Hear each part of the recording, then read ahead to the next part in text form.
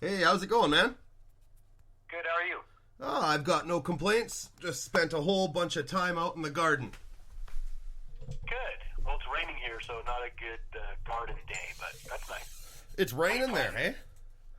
Jeez, it's like... Yeah, it's Seattle. It's always raining. Yeah, right? I was just gonna say. We've had sun for a few days, so I can't complain, but yeah, it's raining. Right? What'd you plant? Well, I just went out and got some strawberries. There's white ones. They're supposed to be like tropical tasting. Okay. Right? And then I just got the regular... I don't think I've ever had a white strawberry. I never have either, but I figured I'd dabble. Alright. Like, what the heck, eh? How do you know if it's ripe? That's what I'm wondering. So I think it's gonna be an experiment one way or the other. Yeah, because usually they're kind of like whitish until they turn red and are ripe. Well, yeah, that's exactly what I thought. So it's gonna be a learning curve. Maybe they'll start red and turn white. Interesting. Well, yeah, you never know. I got asparagus coming up too, and I've never grown that before, so that'll be interesting as well. Nice. So yeah, thanks for doing this interview with me. I'm a little nervous. Yeah, no problem. Little nervous, not gonna lie. Oh, don't be nervous. That's silly. So, I don't know. I definitely wanted to talk about how the heck did you guys get on Freaks and Geeks? Yeah, well, I went to, I'm still really good friends with all of my kind of high school buddies. That's like kind of my closest group of friends. And one of the folks in my kind of core circle is a guy named Jake Kasdan. And he's made a bunch of movies. Most recently, he made the last two Jumanji movies. But he's also done a bunch of TV, and he and Judd Apatow connected early on in their careers, and so Jake was a producer maybe, and he directed a bunch of the episodes of Freaks and Geeks, and so when one of the episodes called for a punk band, he called and said, hey, do you guys want to be on the show? And I said, yeah, of course we do.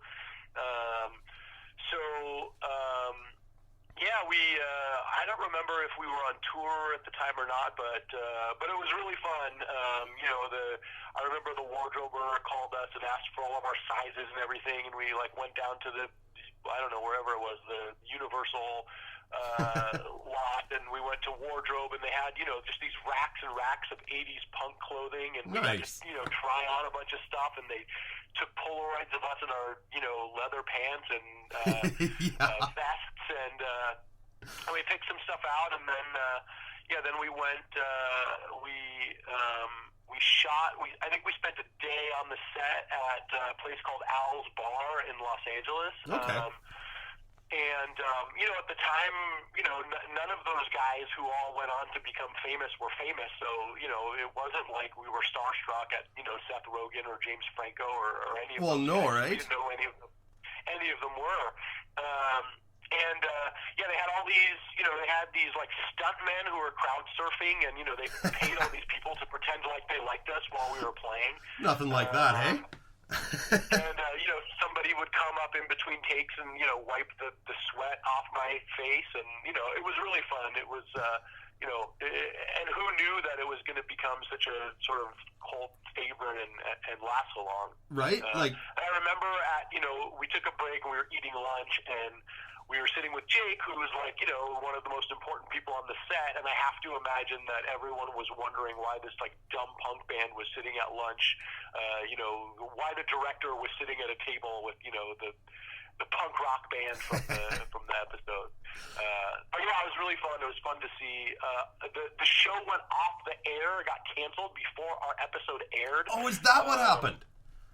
Yeah, so in its original run, I think there were 2 episodes left. It was on Fox here in the States, and it got canceled before our episode actually aired. So it wasn't until it started running on cable and on Netflix and all the other places. I managed to catch reruns of the show actually in Canada here. I can't remember where where the reruns were, but I'm watching the show and I'm like, oh, Seth Rogen, cool. And then it gets to the episode where all of a sudden James Franco wants to become a punk, and he is listening to the Black Flag Damaged, and all of a sudden, out of nowhere, you guys are in there. So it. Yeah, I know. I think that we're like the only music. I remember reading this somewhere. I don't know if it's true, but I think we were like the only music that was, not from the decade that the show was set in. They had us play songs that sounded as close to sort of 80s. We played our sort of most hardcore songs. Not that we have those. Yeah, what did you guys have? We tried to sound kind of bad and just kind of like a like some crummy band you'd see in a punk bar at the time. Well, the makeup was what got me. You guys all looked like corpses up there. Yeah, they gave me like a mohawk and black eyeliner. It was all really fun. It was totally like it was just so out of the norm of what our daily lives were like, and not a world that we ever get to see. And of course, we were stoked to eat donuts off of the craft service table and just hang out. It was really fun. Oh man, that does sound like a fun ass time. Did you guys ever get did you guys ever get any other offers for TV shows after that, or was it just that was it?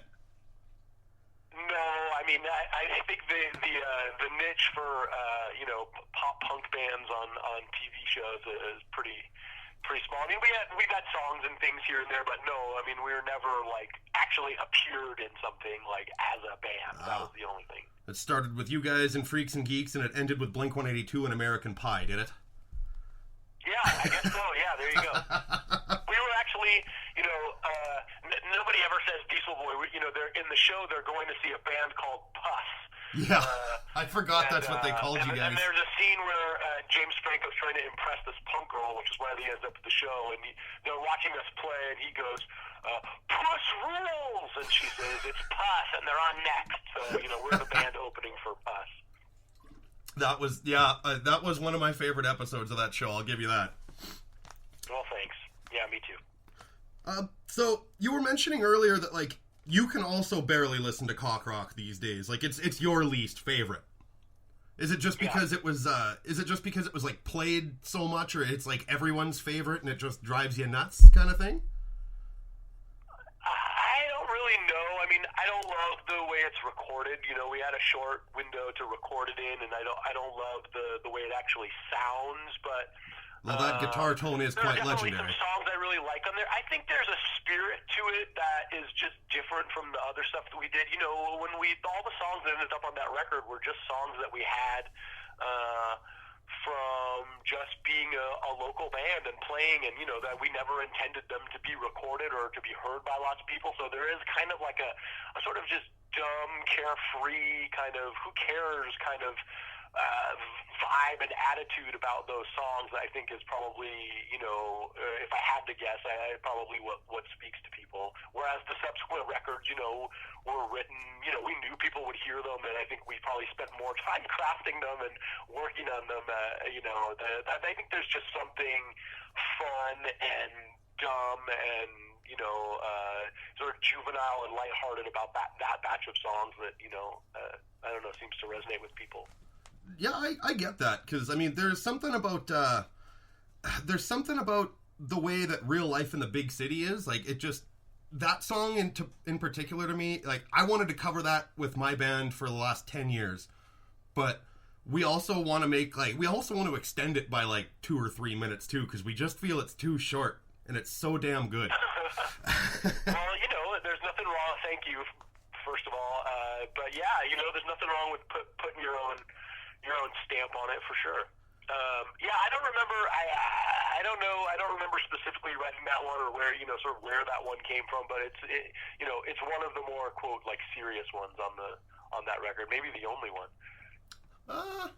Yeah. I honestly, man, the last time I listened to that was last year sometime. I'd have to spin it again here to figure it out. Bossa Nova is kind of like a scorned love song that's kind of serious, but a lot of the rest of them are just kind of fun and silly. A little goofy, yeah. Yeah. Totally. My favorite record of all time, though, from most bands, you've got almost the number one spot. Rode Hard and Put Away Wet, dude. Great album. Thank you. It's seriously sad how underrated that thing is. I agree. I love that record too. Like the my favorite of our records. Like the songs are just brilliant. Like Big Sparkling New has the like some of the most like almost like tear rolling down the eye lines in that song. Yeah, I think so. That's probably my favorite song on the record. I like that one too. Well, I don't know. There was something about that record that just felt like, there's definitely stuff on all of them that I like, but to me that one has less filler, and there's something like the good songs on that one I think are pretty good, and I just felt like we were, I think we were finally becoming the kind of band that I sort of, I think wanted to be. I don't know that I'm saying anything especially profound, but I think, I think our sound kind of matured, and lyrically maybe we matured, even though there's some pretty obnoxious lyrics on that record too. But yeah, what was that? Yeah, I don't know.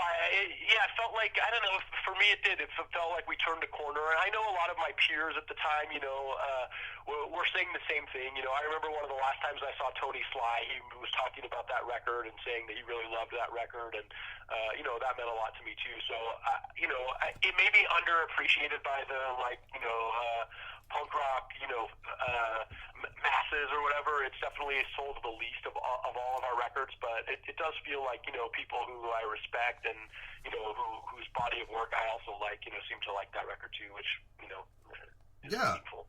Like it kind of felt to me like it went completely under the radar. Like it was, that's the name of my show. Anyway, but I mean, also things at that time, we didn't tour as much for that record as we did on others, and we sort of, stopped playing, not too long. I don't really exactly remember the timeline. So, I think for that reason too, and I think times were just changing. That record came out in, I think 2000 or 2001, 2002. I can't remember exactly. I think it was 2001. But I think that at that point, I think the record business started to change too from the mid '90s when we started making records. It was a short span, but things turned quickly once sort of Napster came out, and people just started buying records less. So I don't know. I don't know what the I can't say why that is, but I'm sure that has a lot to do with it, that we didn't support it as much as we did some of our other records. I guess that does make sense, because I do remember having friends of mine that actually, they would drive like stupid hours just to go and see you guys live in like Calgary or Edmonton, and then I do remember you guys did come through Moose Jaw once. Calgary, is that how you say it? What's that? Calgary, is that how you say it? I always call it Calgary. Yeah, a lot of it's You're everybody. Canadian, is the correct pronunciation Calgary? I'm thinking so, but maybe I'm just. Well, you'd know. I'm not Canadian. I don't know. Maybe I'm just a Saskatchewanian who pronounces it wrong. Maybe it's your regional accent. That could be. Anyway, sorry. Go ahead. Yeah. I can't remember where I was. Something about driving long hours to Calgary. Oh, yes. And then you guys did come through Saskatchewan a couple of times. I think you played Moose Jaw, if that rings a bell. We did a lot of touring in Canada. It was always one of our best markets. I think we've been to, I don't know if we've been to every province, but we've been to Nova Scotia, New Brunswick, and across all. I think we've been to, how many provinces are there? 7? Oh man, you're gonna make me look terrible. I don't know. That's okay. But I think we've been to most of them. So yeah, I know we played. What else is in Saskatchewan? Where are the other cities? Saskatoon, Regina. Yeah, played there. Those would be the ones worth playing. Yeah. Yeah, we played there. We played both those places for sure. I mean, some of our best markets were like, Montreal, Quebec City, Toronto, definitely Calgary, Edmonton. So yeah, I mean, from sort of a lot of Canada, all the Fat Wreck bands did so good up there. It was just weird that there was this pocket of. Maybe it's not weird, but actually it is. Outside of California and some of the big cities or Chicago, like some of the markets that were really strong for the Fat bands, like Canada and especially Eastern Canada was just huge. The Fat band, we played huge places there. Yeah, we played for like 1,500 people. I mean, we didn't play in front of that many people in the States, like not on a headlining show. Yeah, it's actually quite interesting, because that's where the population in Canada is, right? And I mean, there is some stuff going on down here, but I mean, like, we're just a little prairie province. We barely have 1 million people here, and the population is so spread out, right? It's kind of like your Midwest in the States, right? Yeah. like your population's all spread out and you got little pockets of everything everywhere. So it's just kind of interesting to me how like Fat Records, the whole damn roster was just unbelievably popular here in this little dirt town of ours. Yeah, it's great. I mean, what I'm glad that I got to see as many places as I did. I mean, it's great. Yeah, I loved that. Yeah, because I mean, everything around here is either country music or dance music now. And Moose Jaw, I mean, what a great name for a town, Moose Jaw. Well, you haven't been to Elbow or Eyebrow yet, then I take it. No, that's true, I have not, but I have been to Moose Jaw. Oh yeah, Climax. There's a town here called Climax. Okay, I think there might be a Climax in America, too. My girlfriend just informed me that in Newfoundland there is a town named Dildo. Okay. So that's a thing. How did we not play there? Right? I mean, you guys got a strap-on on your first album cover. Exactly. I'll never forget that strap-on 7-inch and ordering that, and my dad going, "What in the fuck?" I know. A lot of the stuff just makes me kind of I mean, I can't believe that was our idea for the cover of the 7-inch, and that the label was like, "Yeah, sure, go for it. That's great." I don't think Fat Mike would have given two shits about that, hey? Well, apparently not. But, there's this hidden track at the end of Venus Envy of like two women having sex, which we thought would be funny to have kids like fall asleep, like listening to their CD, and then they wake up like 20 minutes later or forget that it was on, wake up to this thing, and I remember having to make that phone call and have that conversation where I had to ask Fat Mike if it was okay to put 15 minutes of lesbian sex at the end of our record. You know what? You bastards got me with that, because I was listening to that album with my dad in the car one day on the way to Regina. And, all of a sudden that came through, and I'm just like, well, you know what? I'm going to see what my old man says about this. It come through on the stereo, and oh my fucking God, dude. And then right after that... It's vibrant. Yep. And then colorful. Was it right before or after when you were sitting there going, doing the Rock You Like a Hurricane takes? I think that we spliced that in. That was just me, goofing off, getting my voice warmed up or doing whatever. So I can't remember. I don't know if it's. I don't remember. To be honest, I have not listened to that to that part of the record, at least in quite a long time. I remember it. I remember recording it, but I haven't. I don't know. I think we just spliced in, us goofing off either somewhere before or after. Either way, greatest secret track on an album, I gotta say. Then we used to joke about wanting to record like women playing tennis and putting that at the end of one of our records. Just the grunts. Similar like grunting, but that never came to pass. That would have been funny too. I won't lie there. So I guess the only other thing I was going to ask is I remember when you guys kind of got back together, did that little demo thing a few years back, or at least jammed and put pictures up. Yeah. And then right after, shortly, it said you guys made a post saying that Jeff was leaving the band. Is that still a thing? Yeah, I mean, we haven't really, we tried to get it together to, I don't even know how many years ago it was, but, at some point I wrote a bunch of songs and we, I've been in Seattle for 20 years, and so the rest of the band is not, they're still in California, so geographically it was pretty challenging. But we gave it a go. We made a run at trying to make another record. I think we maybe got 10 songs done, and in fact, Marty from Bracket recorded us. We went down and we played them a few times, then we recorded them, and I sent them to Fat Mike. And at the time, he was like, I like about half of this. Like, write this many more, and you guys will have a record, and I'll put it out. But it had been pretty daunting to get to that many tracks, and I mean, it was just challenging. It was really hard given our. It's been a long time since we were a functioning band, and it was just hard to get it together, and I think it just felt overwhelming, and other factors would come in, and so I mean, I guess Jeff is not in the band, but can you quit a band that doesn't really exist? I mean, I don't know. There's good point. That bad feeling, and I still see him pop into our Facebook page every now and again. So, I mean, never say never, but Okay, maybe cool. we'll do something with those songs someday. They just weren't recorded to be like released and consumed on that way. It really is a demo, but there's Oh, some okay. good songs there. It would be nice for people to hear it. I just haven't figured out how to do that you know. Or what? So I mean, I don't know. I mean, every few years, we'll talk and we talk about getting together and playing, and there's certainly offers for us to go do stuff or play big festivals. It's just, Yeah, definitely. we're not a functioning band and we don't have a van. There's no infrastructure. It's like, we have to fly in from places. We can't rehearse. It's like we're Yeah. out of practice. So it can just be challenging. And we're all busy with families and other stuff. So. Yeah, that makes sense. I do talk to Greg once in a blue moon. I got him on Facebook, and I too. chat with him once in a while there, yeah. Yeah, we text every now and again. He'll send me something, and I mean, we spent so much time together over the 10 years or whatever that we were playing. It's like, what else is there to say? We've said all there is to have possibly said to one another in the 10 Yeah, years. I know what you mean. I've been in a band for 10 years, and I mean, I don't even know how to describe how inactive we've been because we've not been active.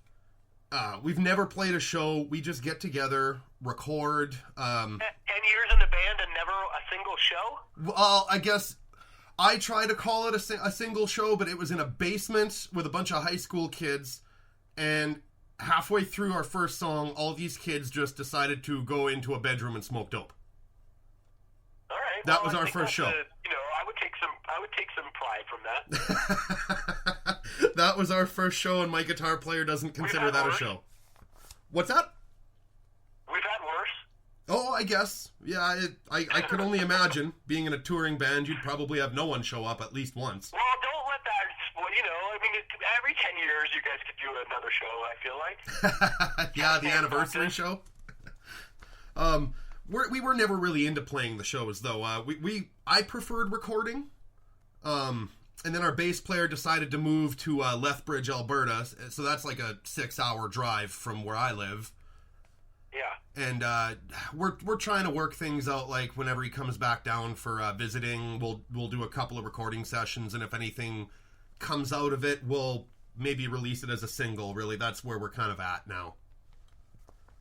Well, that's cool. I mean, no rules. Well, that's the nice thing about music these days. Like, you can do anything on your own now. So, like, even say if that's what you wanted to do with the new Diesel Boy stuff, you could just probably put that on Bandcamp for pay what you can or $1, and I guarantee you guys some people would buy that. Because I know I would. I've been considering that, especially because Bandcamp has been, giving all the money to artists while during quarantine. Like, I think they said they're going to do it once a month for the next few months. So that idea did pop into my head. So, I don't know. I don't know if that'll actually come to pass. But yeah, I mean, that stuff is really great. It's nice that I can just demo on my Mac, and I don't need anyone else. I don't need to get into a room, and right? I can just sort of record. Yeah, like that's exactly what we do. I actually still have an old Boss. It's a BR 1600. I've owned it. Is that like a 4-track recorder or something? It's actually an 8-track recorder. Okay, on cassette tape? Sort of. It's like a mix of digital and cassette. Like, it works like an old cassette recorder, but it's got a digital hard drive in it. It doesn't have the best, sound effects or the best processor or anything, because it's like... Well, it's a Boss. Yeah, it's a machine from 2001, so I mean... But it's... Although I like the Boss tuners. I shouldn't smack talk Boss. I've got a Boss tuner that I like. Yeah. Like, I'll actually... I'll send you a couple of my band's albums on Facebook if you want to hear them. I record everything through the BR. Everything. Sure. And, somewhere in the basement I've got like a Tascam, one of those 4-track cassette recorders. And I always felt like it was really hard to use. Like, GarageBand is so easy. But yeah, somewhere in the basement I've got one of those. Those tape things, I remember that they recorded it at a weird speed. So you had to like... Yes, that's correct. Yeah, you had to set it to something, a certain thing to make it play in a normal tape player. I remember that. I think that's true. I think in order to... You'd have to bounce it from that to a cassette deck in order to... Yes, that's what it was. Master. Because it recorded... I think it records faster because you can get, it sounds better if the tape's moving faster. Yeah, I think you're right there. I never did like messing around with them, but I think that's how Lucero, I can't remember how you pronounce that band's name. They made an album like that. Lucero, yeah. Yeah, they made an album on one of those things back in the day, and it was actually pretty decent from what I remember. Yeah. I mean, you could put more than 4 tracks, and you just have to bounce them to like one track, and then you just have to keep bouncing tracks to, That's to exact. a single track. That's exactly how this boss works. Most of the times, I'll just record my drums. I'll use all 8 tracks to record my drums with, and I'll bounce them down to like 11 and 12, and then I'll do all the guitars over the drums and vocals and stuff. Yeah. It's free, so I'm not gonna complain. Yeah, I hear you. Free's good. Like, there's nothing worse than having to pay a whole bunch of money for a studio, and then you don't get the sound you want anyway. I think GarageBand is free too. Yeah, it comes on your Mac or something, doesn't it? Yeah. Yeah, there's nothing for PC, which is what I use, except Audacity, and it's not the best, but I mean, it works when you're in a pinch. Yeah. I'm not a gear guy or I'm not a gear nerd or a tech nerd, so I'm not either. But whatever's easy for me is what I like. Yeah, I hear you. I talked to Dennis from 10 Foot Pole once in a while. That dude's a gear dude. Yeah. He actually totally. said, I was talking to him last night. He said to say hi, by the way. Oh, nice. Yeah, I haven't seen Dennis in ages. I remember he was always like, I think in between 10 Foot Pole tours, he was doing sound for like big famous bands. Like he's definitely I don't know if he still does that. He's still doing it. He was a sound guy for Prince before he died. Yeah, that's right. Yeah, I mean, that's crazy. He was doing Prince's parties or something like that. Like I couldn't imagine. I got a lot of stories out of him, but I might have to try and get more. Yeah, that's cool. But yeah, I definitely want to thank you for lending a Dirty Out song to my compilation. Yeah, well, thank you for including it. Oh, no problem. I noticed that Blood Moon wasn't on Spotify yet, so I just wanted to jump on that. That is one hell of a song, dude. Oh, thanks. Yeah, I mean, I think that was the first recording we made for that band, and we made it kind of quickly, and so when we did the follow-up release, I put it on all of the streaming services, but I mean, there's no reason why I guess I shouldn't put those songs on there too. I just haven't, but it's great. I mean, appreciate that, so I'm glad it will be out there. Yeah, are Dirty Out still active? Like, you guys are still doing stuff? Or when you can, I guess? I mean, I think, it was... we're not. I mean, our bass player quit, and then we were giving up our practice space around the same time, and then it was like the holidays, and then we just kind of we never reconvened. And, just the perfect shitstorm. Again, that's hard to hold. It's hard to hold it together. It's hard to juggle all the responsibilities of life and have a band at the same time. So maybe again, it's possible. I've just started writing songs again, so it's possible that we might that might happen again. But I probably would do some other configuration or some other a solo record or something. Who knows? I don't know. But no, we haven't. I haven't seen those guys in a while either. No, that'd be cool. I'd listen to your solo record any day. Well, thanks. Yeah.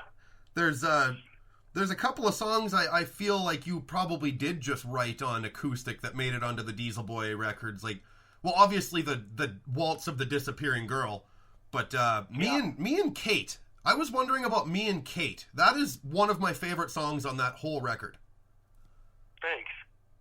Like, yeah, I can't remember if it's about Kate Winslet or what's her name, the one who's in Almost Famous, Kate Hudson. Oh yeah. But yeah, I mean, most of the, I don't know if I have a percentage, but most of the songs I write start on acoustic somewhere. I mostly just write on acoustic. I don't often turn on my amp and rock out in the house. So a lot of stuff, starts that way. And I also feel like if you can, if it sounds good and you can write a nice melody with a chord progression on an acoustic guitar, then it will translate well to um,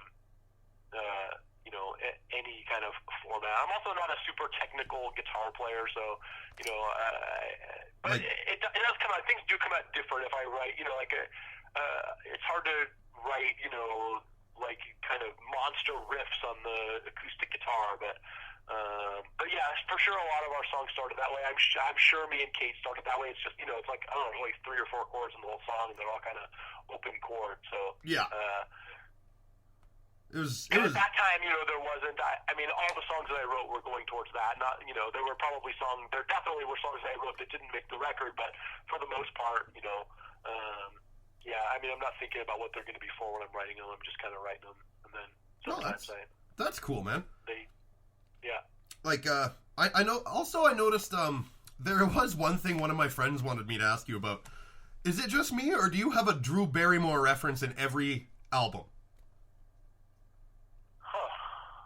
You never thought about that, did you? If there is, it was not intentional, and I'm unaware of it. The only 2 I can think of are True Drew on the first record, and then on Rode Hard in Stroking My Cat, I mentioned her, but I don't know what the references would be on Venus Envy and Sofa King Cool. Okay, maybe I thought there was something on Sofa King Cool. No, never mind. It was Gwen Stefani. My bad. Yeah, she's in there. Yep. That was the greatest opening line for a song on that album. I'll tell you that much. Yeah, thanks. That's silly. Some of those lyrics really make me blush, but yeah. Yeah, I've got a few of them in my band's catalog too. Trust me, on our new album. That would be hard as a 46-year-old man to stand up on stage and sing D-R-E-W. I want to F you. Lacks the oomph that I saw when I was 21 right? or 22. Yeah, I get that. But I mean, even Teddy Twister these days. I mean, I play that for people, and they still go batshit for it, man. People still love that song. It's like my kids like to sing that one to me. It's like your hit, like. Our hit, yep, totally, yep, no doubt. I mean, hey, thank God we have one. It was all because of that Fat Wreck comp that everyone in the world had. It seemed like. Oh, dude, yeah. Actually, it's funny you mentioned that because I was introduced to that. Some kid that I know in Estevan found it on the side of the road. It barely played, and we didn't have a clue what the album was called. It just said Chuck on it, right? It had a drawing of Chuck from Good Riddance on it. Okay, I don't remember that, but yeah, okay, that makes sense, So we just called this record Chuck. You just found the disc. Just the disc, laying in the snow outside. So, I would love to know how it got there. Right? Like, it barely played. The only song that actually played was, like, your guys' tune and Mother Superior by Good Riddance, I do believe. Because they were, like, right after each other. Aren't those back-to-back? I think, yeah. I think they are. Man, I haven't listened to that one in a while. Maybe that's the next thing I should find on vinyl. They don't think they made those on vinyl. You know what? They started doing some weird things. Mike started pressing weird things, because I've got the first one on vinyl. Oh, okay. And a few others. At the time, I just remember that, because they gave. I mean, I don't know if they gave them away, but they were like $3 or $5 or $2. I mean, I don't know. They basically were giving them away, and yeah. And CDs were so cheap to press. Records have always been a little more expensive. Yeah. In the States, I do believe the covers, on the back of the cover, it said, do not pay more than $3. But, I mean, okay. We're from Canada. Your guys' dollar is like 100 times better right now, anyway. And, yeah, I do believe... So you were having to pay more than $3. I remember even in 1997 when I was buying those comps. $1 and $2 coins, which is cool. Yeah, there's that. But I think we were paying $10 for those comps up here. Okay. Yeah. Man. So, yeah, Mike was making money off of Canadians in that respect. Yeah, well, I'm sure he still is. I honestly haven't listened to much on Fat since they did that whole transition. They had to change their business model up a little bit. And I remember watching the Fat Wreck documentary.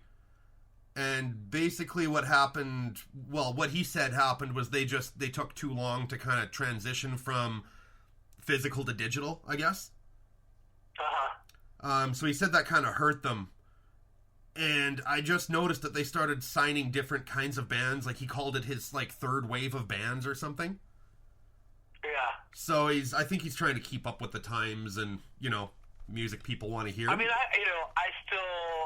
still listen to all the stuff that comes out. I was just listening to this band Days and Days. Their record came out yesterday, and it's kind of a punk rock bluegrass record, and there's some cool stuff on it. I mean, I still think Mike has pretty good taste, and I like most of the stuff that's out. So, and I still, of course, will listen to anything Lagwagon puts out or Strung Out. Oh man, that last Lagwagon record was unreal.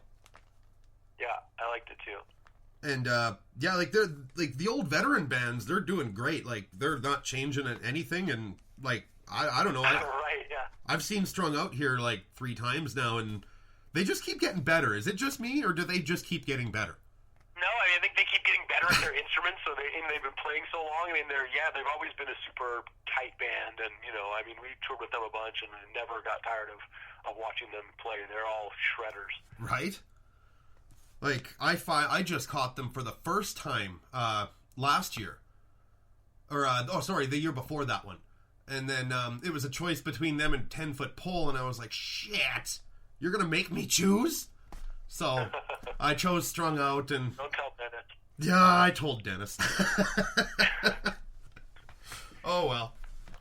But I'm sure I'm going to get another chance to see 10-Foot Pole here again. They come through Canada a lot, because right now they're on a Canadian record label, Thousand Islands, I think. Okay. So I'm sure I'm going to get to see more of Dennis. Well, lucky you. Well, yeah, definitely. Thanks for being on the podcast, man. That's all the questions I really had for you. Yeah, great. Thanks for having me. It's nice that people remember the band fondly, and it's always fun to talk about that stuff. I don't get to talk about it or think about it as much as I once did, so it's always nice. So thanks for being a fan, and thanks for remembering, and thanks for asking. Oh, anytime, man. Diesel Boys music's gotten me through some tough shit. Still has. Well, I love to hear that. That's I don't know if that's why we did it, but it makes it it feels good. It warms my heart. So I'm glad. Thank you. Makes it all worthwhile. Hey, when you hear someone say that. Totally. All right, man. Well, yeah. Thanks for being on the show, and I'll let you know how your strawberries come out. Oh, I will. I'll send you pictures. Sounds good. All right, man. Thank you. All right. Well, you have yourself a good afternoon, bud.